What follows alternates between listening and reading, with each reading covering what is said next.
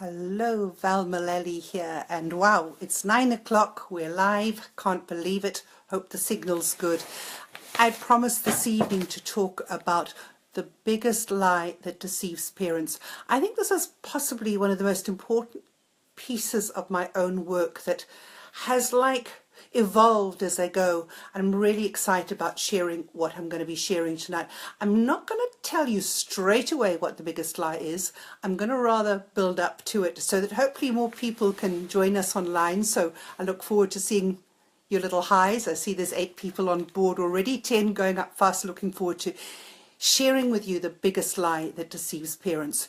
So let me start by saying, how did I get to doing what I'm doing and get to the point where I am? Firstly, it's been a long journey. My background is in education, and then I'm a parent, I'm a grandparent. All these things have informed my work. But by 2000, I really had the sense of, what do children need to thrive, to really thrive? What is it that we as parents need to understand? And although my whole career for 25 nearly years had been in working with children, I felt like I'd been missing something. And what I want to share with you tonight is, as I said, the biggest lie that I think deceives parents, that I believed for many years, and where I've got to and how I've got to. So I want to build it up so that people have time to join us and share with you a few thoughts that will lead up to that. So here's like a stepping stone that leads us towards where I'm going to get to. I think that we've moved from those days when we would have said bad boy or bad girl to the child and realized, no, that's really not a helpful thing to do. But I think we're not recognizing that something else we are still doing isn't helpful. So stay with me on this, because you might be thinking, no, don't think so, Val, as you first hear me, but hang on and see what I'm saying. I think one of the challenges that we face in our parenting is the expression that slips off our tongue so easily, good girl, good boy. We mean it well, and I'm suggesting to you that it's not helpful. Why I'm saying it's not helpful is because we say good boy or good girl when our child follows our agenda, when they do what we want them to. You know, so when you think about it, sometimes we're not saying good girl or good boy. So does that mean they're not good if we're not saying it? You know, are we implying that when we're not saying it, well, you're not being good right now? And so it's about, when we use expressions like that, it means the child can get to looking all the time for this exterior praise rather than trusting within themselves. Am I saying children don't need praise? No, I'm not saying that at all. I think children do need, and I prefer the word affirmation. I think a lot of the praise we give is over the top and not helpful. You know, when we say things like, oh, you're terrific, you're fantastic, and so on, kids don't buy into that. I was talking with one mum about this and saying, so if I said to you, you know, I think you're absolutely fabulous, would you believe me? And she says, no. I said, okay, if I said, you know, I really like the way you keep your hair so well groomed, and, you know, that you really have a stylish sense of dress, and there's such a warmth about your personality. How would that be? And she said, oh, yeah, I can accept that. And so when we're making expressions like that, we're giving what I call descriptive praise that I think is far more helpful than this over-the-top saying to kids, you're brilliant, you're fantastic, best boy, or whatever. So I am seeing a lot of little likes coming over. Lovely to see those. Thank you. And so think about, rather than flipping off your tongue that good girl, good boy, what are the expressions that would really let your child know, I see you for who you uniquely are? I'd been talking about this one evening in a parenting group, and the very next day I went into to support at a parent and toddler group, and the children had sort of a main activity in the sort of adjoining hall, and there was a room where we had tea as well. And I'm seeing some people saying hello, hi everybody. It's hard to talk to you all at the same time, but thank you for the comments coming in. And so this in this adjoining room we had a tea break, and the parents had cups of tea, and the children little plastic containers with cool drink in, and the other children gone back into the hall to play, and this little girl picked up a plastic cup, and took it to the kitchen counter where there were some grown-ups washing the dishes, and the first thing that nearly rolled off my tongue was good girl. And I thought, hang on, I was talking that I don't think that's a helpful comment. What could I say that would be more helpful? So I said, you picked up the cup and you took the cup to the kitchen.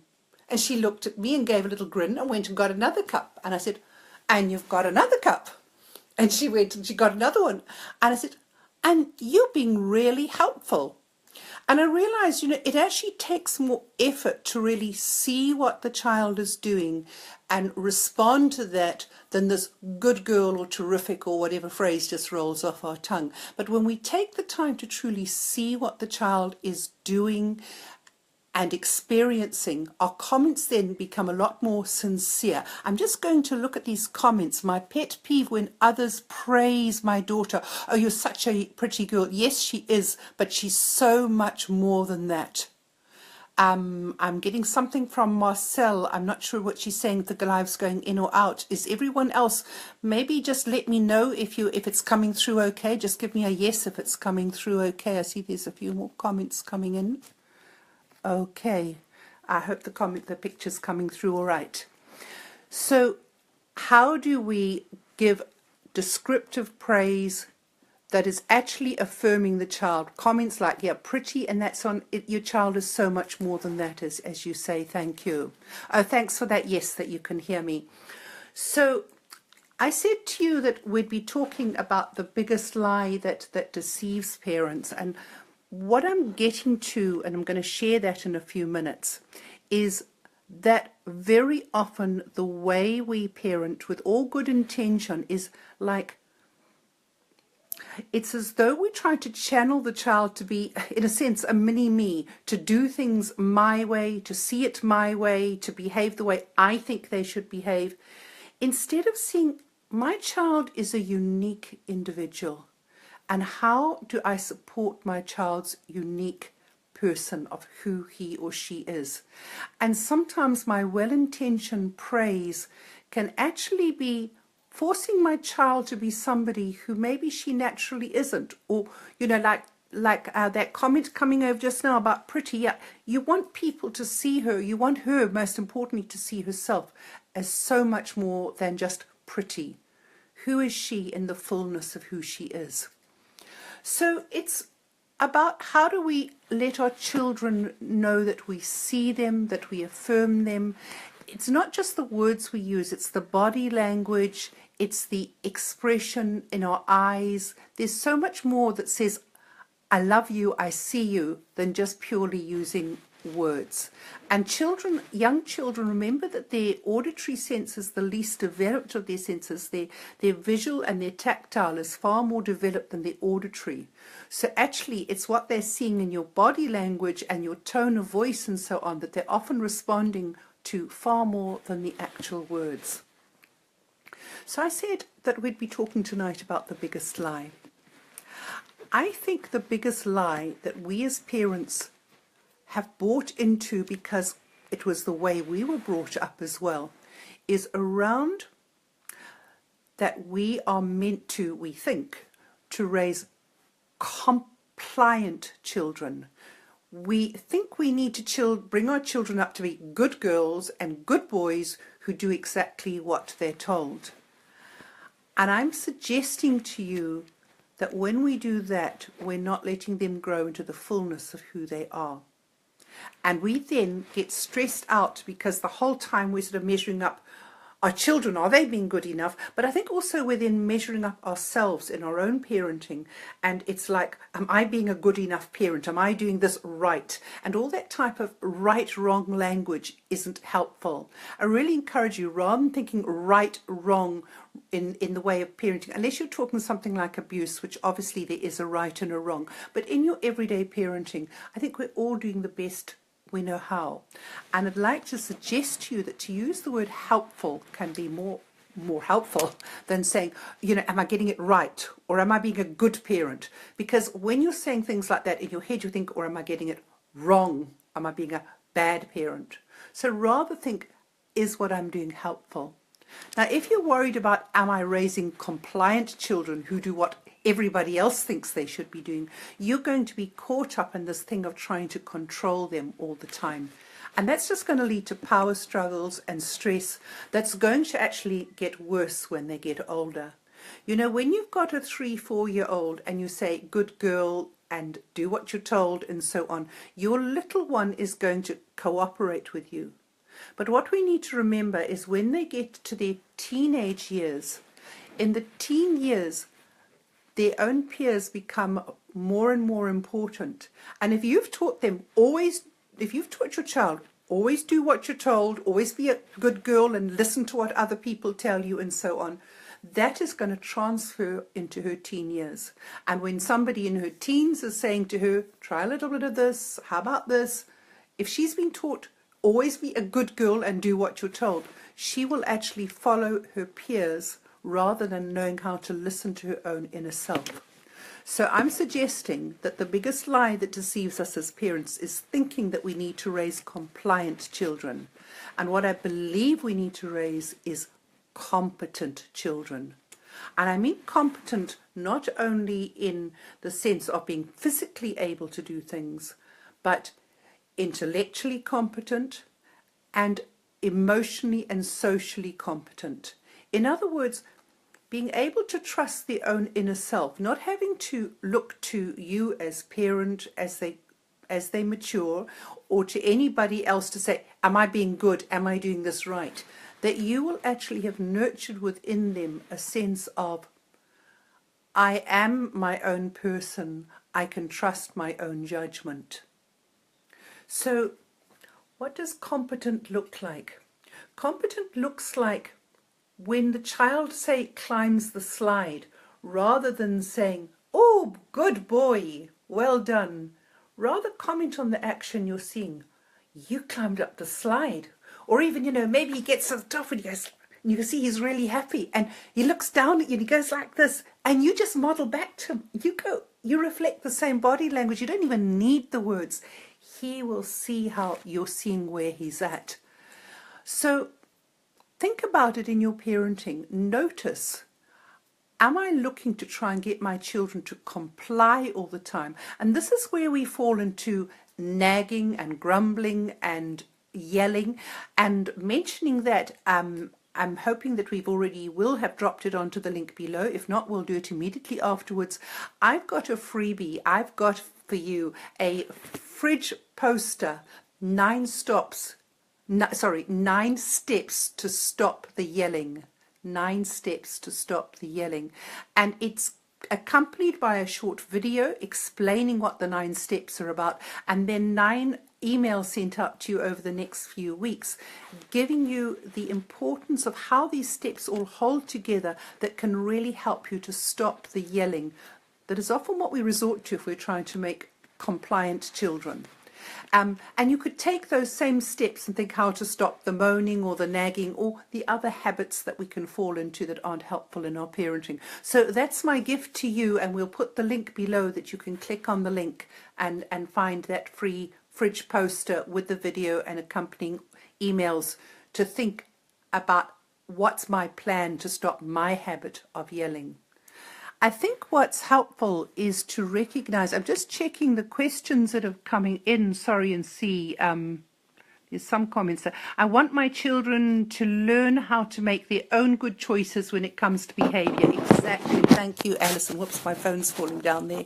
I want them to understand the consequences of their behaviors. It's been tricky for us with our 5-year-old and a 2-year-old. I want to tell you I'm about to bring out a new book, Baby plus Toddler on Board, that would sound interesting for you. And if people want to find out about the book, Alison or anyone else, about Baby plus Toddler on Board, which is about an older child and a younger child, do sign up to my email listing, which is on my website, www.coemba.com. We'll drop the the email link, the website link below. And I hear you saying that your 5-year-old has a mild autism spectrum disorder. And while that presents challenges, he, of course, your 5-year-old, like any other child, is his own or her own unique person. How do we support our children on their own unique journey in life? How do we support them to be competent rather than compliant? So I think when we let go of having to make compliant children, we let go of all this angst of trying to have good children. They naturally then will flow to be who they want to be. Yeah, Alison saying it's is almost always not necessary. There are emergency exceptions. Yes, certainly. There's a time to yell, and I talk about that in the emails. Okay, Baby plus Toddler on Board. That's the name of the book. Yeah. Okay, so I'm not seeing any questions come in. We always like to have a time when there are questions, so that if you'd like to make any comments or brought your own thoughts on about the topic that's being discussed, please keep the questions. If you'd like to put a question, please keep it in line with the topic of, how do I then... This is the area that we're focusing on tonight. And I've been talking, for those of you who may have come on later, about how we respond to them in the comments we make, that it's not only about not saying negative things to them, but recognizing even some of the things we say, the comments like good girl and so on, those type of comments can be very I won't even say destructive, sorry, that's a bit of a strong word. They can be, in a sense, coercive. They can be trying to take the child into our own angle instead of letting them be their own person. So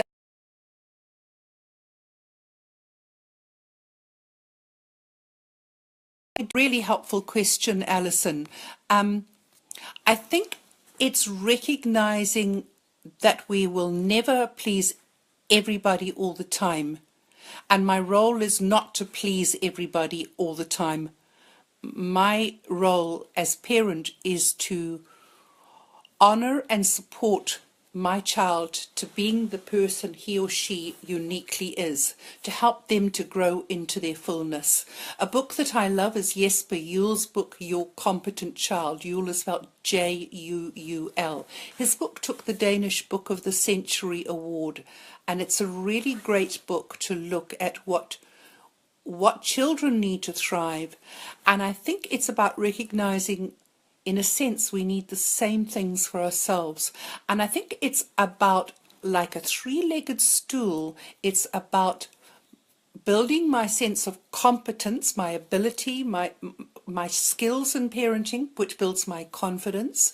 It's also that we all need, the second leg of the stool is that sense of belonging and connection.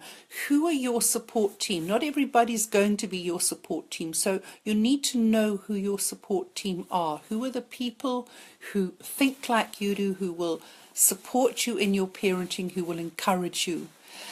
And the third leg is the leg of worth, that knowing that you are a person of value just in who you are, not for what you do, and that likewise so is your child. Your child is a unique individual, and it's, in a sense, you are like journeying with that soul who's come into this earth at a later phase than you, but is not yours to own. Our children are their own unique people. Anna's saying, my 2-year-old is picky and doesn't eat. He's underweight but not eating that he should. How to make them have healthy eating habits. His twin sister eats almost everything. This is part, sorry, I'm just moving my body. I realise I've gone out of the screen there. Sorry. This is part of recognizing that they are unique people. Some children are fussier eaters. Some children have different temperaments and will go with things. Most children, if you give them a good, healthy diet in the house, they'll eat when they want to eat, when they need to eat. And very often our anxiety will kick in. And so if the child is getting attention through this anxious behavior of yours, sometimes we sort of feeding that type of behavior. So it's trusting in your own competency as parent, and it's also trusting in your child's competence, that actually they do know when they're hungry and when they need food. The big thing is that we have them on a healthy diet. If we're feeding them sugar and all sorts of diet, junk food type in their diet, we'll be messing up the body being able to do its natural thing of keeping the body in a good healthy rhythm. So things like food and enough sleep and so on are all key to giving your child that healthy environment. When your child's in a healthy space, he wants to cooperate. I really think we need to recognize that children are naturally cooperative. They're not trying to get at us, they're not trying to undermine us, they do want to cooperate. And when a child is not cooperating, they're trying to let you know in some way something is not okay for me. So thank you. There's people who've come on later in this call, and lovely to have you with us on board. I really encourage you to think about, am I trying to raise a compliant child, or am I raising a competent child? Am I raising a child who is able to move into life joyfully, competently, and also in a way that's sensitive and attractive to other people, that other people are verbal about my child's behavior without me asking them for the input? Do I address it in front of the child, or do I wait until later, or what do I do? I think something that's really, thank you for your question, Alison. I think something that's really helpful is to recognize if we are in a place of reactivity, we're not going to handle it in a way that's helpful for a child or for ourselves or the other relationships. What I mean by react is I don't see the word react and respond as the same. I see react as like your knee-jerk reaction, that you just jump in without thinking, and respond is where you come from a place of sort of thoughtfulness and mindfulness. So if you can sense that you or the other person is in an uptight place, I'd suggest your intuition will say, hang on, wait here, don't jump in. If you sense you're uptight, this is not the time. Amna, thank you for that lovely comment. And thank you for all the little hearts floating across the screen there. So there is a time to address it, but not when you're uptight. It is really a matter of boundaries, if you think about it, of, other people don't actually have the right to just walk through your parenting space. Just as if somebody just came walking through your garden and charging through your garden, you'd think, no, hang on, this isn't okay. And you'd want to say, look, this is my boundary. And the same way we need to have boundaries around our interactions and, saying, this is my child and we're figuring out. If the child is like crossing someone else's boundaries in the sense of treating other people disrespectfully or their property disrespectfully, obviously they have a right to say, that's not okay, I need you to hold the boundary for me. I think children need boundaries, but it's to do it in a way that's respectful to the child as well as respectful to yourself. Thank you for all the encouragement that I'm seeing floating across the screen. So as I say, if you're wanting to look at what could be helpful, very often the behaviors, the habits we've got into as parents, a good way to stop it, to change our habits, is to start looking at these 9 steps, which you'll find in my free fridge poster. We're going to put the link underneath for that. Thank you for all of you being on board. We'll be back again next month, and have a great weekend. Good, nearly at the weekend, so all the very best. Lovely being with you. Thank you.